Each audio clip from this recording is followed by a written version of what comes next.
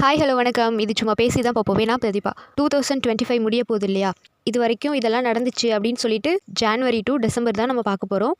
எல்லாமே சொல்ல முடியாது. நான் சிலது மட்டும் சொல்கிறேன். ஃபஸ்ட்டு ஜான்வரிலேருந்து ஸ்டார்ட் பண்ணலாம். ஆமாம்ல, அதான் ஃபஸ்ட்டு மந்த்து.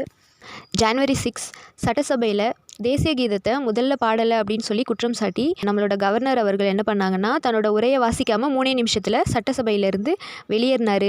ஜான்வரி 10 தமிழ்நாட்டில் பெண்களை ஃபாலோ பண்ணி டார்ச்சர் பண்ணால் 5 இயர்ஸ் ஜெயில் தண்டனை, அப்புறம் கூட்டு பாலியல் பலாத்காரத்துக்கு தூக்கு தண்டனை வழங்குற சட்டத்துக்கு ஸ்டாலின் அங்கிள் அவர்கள் நம்ம சிஎம் சார் அவங்க தாக்கல் பண்ணாங்க. ஜான்வரி 23 இந்த மசோதாக்கு கவர்னர் ஒப்புதல் அளித்தாங்க.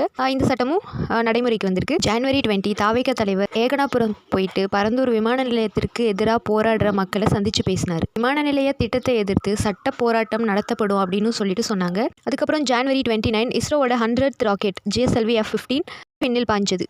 மதுரையில் டங்ஸ்டன் கனிம சுரங்க திட்டம் இதை ரத்து பண்ணணும் அப்படின்னு சொல்லிட்டு 18 கிலோமீட்டர் பேரணியாக போயிட்டு மக்கள் எல்லாரும் போராட்டம் பண்ணாங்க. ஜான்வரி 23 சென்ட்ரல் கவர்மெண்ட் என்ன பண்ணாங்க அப்படின்னா, மக்கள் எதிர்ப்பு அதிகமாக இருக்கிறதுனால இந்த டங்ஸ்டன் கனிம சுரங்க திட்டம் ரத்து செய்யப்பட்டதாக அதிகாரப்பூர்வமாக அறிவிச்சாங்க. ஜான்வரி 31 விசிகால இருந்த ஆதவர்ஜுனா அவர்கள் டிவிகே கட்சியில் பிரச்சார மேலாண்மை பொதுச் செயலாளராக பொறுப்பேற்றுக்கிட்டாங்க. அடுத்து ஃபெப்ரவரி கேரளா எவ்வளோ அழகாக இருக்குல்ல, இருக்குண்டா. அங்கே இருக்க மருத்துவ கழிவெல்லாம் கொண்டு அங்கே இருக்க என்னென்ன அந்த வேஸ்டேஜ் எல்லாம் கொண்டு தமிழ்நாட்டிலலாம் கொட்டுறாங்க. அப்போ அழகாக இல்லாமையாக இருக்கும். இந்த மாதிரி நிறைய மருத்துவ கழிவுகளை அவங்க என்ன செய்கிறாங்க அப்படின்னா, தமிழ்நாட்டில் தான் வண்டியாக கொண்டு கொட்டிட்டு போகிறாங்க. அப்படி பண்ணால் அந்த வாகனங்களெல்லாம் பறிமுதல் பண்ணி ஏலம் விடலாம் அப்படின்னு சொல்லிட்டு ஹைகோர்ட் உத்தரவு போட்டாங்க. ஃபெப்ரவரி 8 ஈரோடு கிழக்கு இடைத்தேர்தலில் டிஎம்கே வேட்பாளர் VC சந்திரகுமார் அவங்க வின் பண்ணாங்க. நாம் தமிழர் கட்சி டெபாசிட் இழந்தாங்க. ஏடிஎம்கே பிஜேபி இவங்கெல்லாம் இந்த எலெக்ஷனை புறக்கணிச்சிட்டாங்க. அப்புறம் ஃபெப்ரவரி 10 திருப்பதி லட்டு தயாரிக்கிற நெய்யில் விலங்குகளோட கொழுப்பை கலப்படம் பண்ணாங்க அப்படின்னு சொல்லிட்டு 4 பேரை அரெஸ்ட் பண்ணாங்க. அப்புறம் புதிய கல்விக் கொள்கையில் மும்மொழி கொள்கை, நீட், இந்த மாதிரி சில விஷயங்களை தமிழ்நாடு கவர்மெண்ட் கடுமையாக எதிர்த்தாங்க. அதை கண்டிப்பாக நாங்கள் நடைமுறைப்படுத்த மாட்டோம் அப்படின்னு சொல்லி அறிவித்தாங்க. ஃபெப்ரவரி 15 இந்த திட்டத்தை தமிழ்நாடு கவர்மெண்ட் ஏற்றுக்காததுனால சமக்கர சிக்ஷா அபியான் திட்டத்தில் நிதி வழங்க முடியாது அப்படின்னு சொல்லிட்டு மத்திய மந்திரி தர்மேந்திர பிரதான் அவர் கொடுக்கவே முடியாது நிதி அப்படின்னு சொல்லிட்டாங்க. இதுக்கு தமிழ்நாடு கவர்மெண்ட் கடுமையாக எதிர்ப்பு தெரிவித்தாங்க. மத்திய அரசுக்கு கண்டனம் தெரிவிச்சுட்டு திமுக கூட்டணி கட்சிகள் அதுக்கு அவங்க கூட்டு போராட்டம் நடத்தினாங்க. பிப்ரவரி 17 தமிழ்நாட்டில் நிறைய இடங்களில் மாணவர்கள் போராட்டம் நடத்தினாங்க. அதுக்கப்புறம் சில பெண்கள் கோலம் போட்டு தங்களோட கண்டனத்தை வெளிப்படுத்தினாங்க. திமிரா பேசினா தமிழர்கள் தனி குணத்தை காட்டுவாங்க அப்படின்னு சொல்லி முதலமைச்சர் MK ஸ்டாலின் அவங்க கடுமையாக எச்சரித்தாங்க. பிப்ரவரி 23 பொள்ளாச்சி ரயில் நிலையத்தில் பாளையங்கோட்டை பொள்ளாச்சி ரயில் நிலையங்களில் ஹிந்தி எழுத்துக்கள் எல்லாம் அழித்து திமுகவினர் என்ன பண்ணாங்கன்னா போராட்டம் நடத்தினாங்க. ஹிந்தி எது இங்கிலீஷ் எதுன்னு தெரியாமல் ஹிந்தி அழிக்க சொன்னால் இங்கிலீஷ் அழிச்சிட்டு இருந்தாங்களே, ஒருவேளை அது இதுவாக இருக்குமோ. அடுத்து மார்ச் 7 தாவேகா சார்பில் நடைபெற்ற இப்தார் நோன்பு திறப்பு நிகழ்ச்சி அது நடந்துச்சு. மார்ச் 28 தாவேகா பொதுக்குழு கூட்டம் திருவான்மையூரில் நடந்தது. தேர்தல் சார்ந்த முடிவுகள் எடுக்க விஜய்க்கு அதிகாரம் வழங்கி தீர்மானம் நிறைவேற்றப்பட்டது. அதுக்கப்புறம் மார்ச் 10 பாலியல் புகார்கள் நிரூபிக்கப்பட்ட 23 ஆசிரியர்கள் அப்புறம் ஆசிரியர் அல்லாத பணியாளர்களை பணி நீக்கம் செஞ்சு பள்ளி கல்வித்துறை அதிரடியாக நடவடிக்கை எடுத்தாங்க.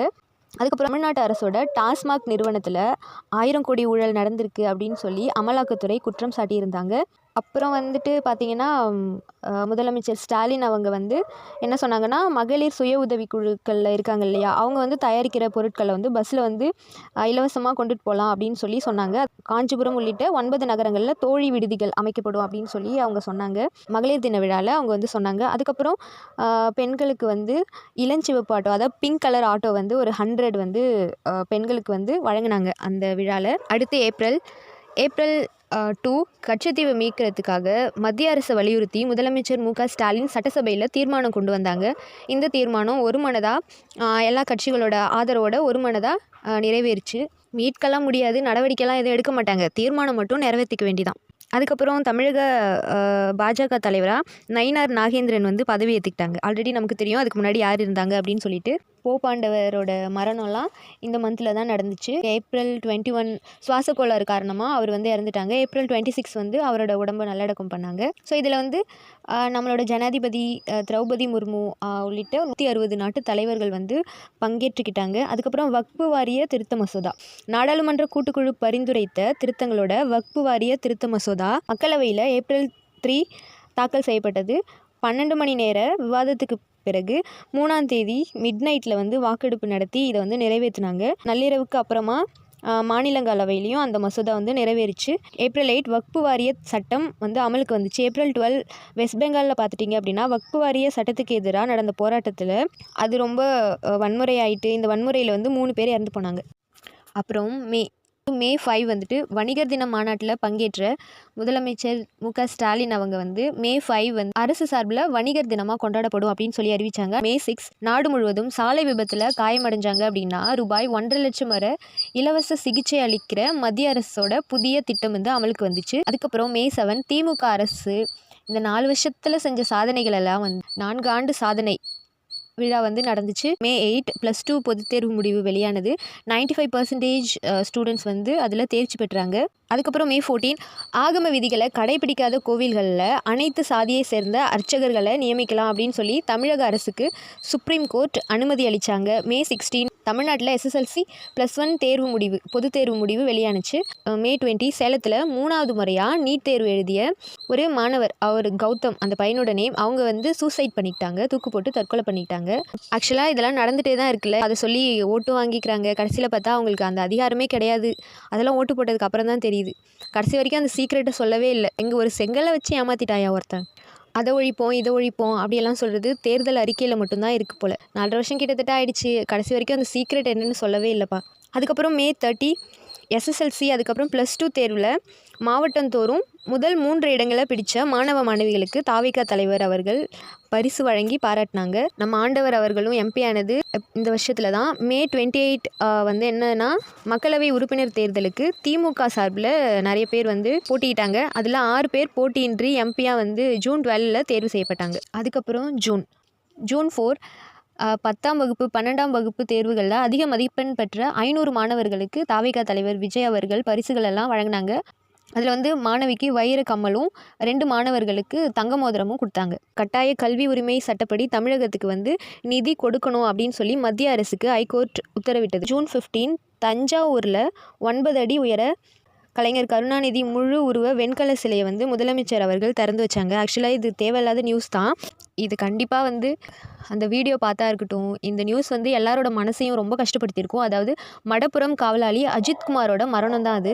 சிவகங்கை மாவட்டம் மடப்புரம் கோயிலில் ஜூன் 28ஆம் தேதி காரில் இருந்த 9.5 பவுன் நகை காணாமல் போன வழக்கில் விசாரணைக்காக அழைச்சிட்டு போன அஜித்குமார் அவர்கள் இறந்து போனாங்க. இதில் சம்மந்தப்பட்ட 6 போலீஸை வந்து பணியிடை நீக்கம் பண்ணியிருந்தாங்க. 5 போலீஸை வந்து கைது பண்ணாங்க. இந்த வழக்கை வந்து CBI விசாரிச்சுட்டு இருக்காங்க. ராகேஷ் சர்மாவுக்கு அப்புறம் 41 இயர்ஸ்க்கு அப்புறம் இந்திய வீரர் சுபான்ஷு சுக்லா ஜூன் 25 வந்து என்ன பண்ணாங்கன்னா விண்வெளி பயணம் புறப்பட்டு போயிட்டு சாதனை பண்ணாங்க. ஜூலை 15 பூமிக்கு வந்தார். 17 வருஷத்துக்கு அப்புறமா 18th IPL நம்ம RCB IPL ட்ராஃபி வின் பண்ணாங்க. அது எந்த அளவுக்கு ஃபேன்ஸ்க்கு அவ்வளோ பெரிய சந்தோஷமான விஷயமா இருக்குமோ அதுக்கு ஆப்போசிட்டாக அப்படியே ஒன்று நடந்துச்சு.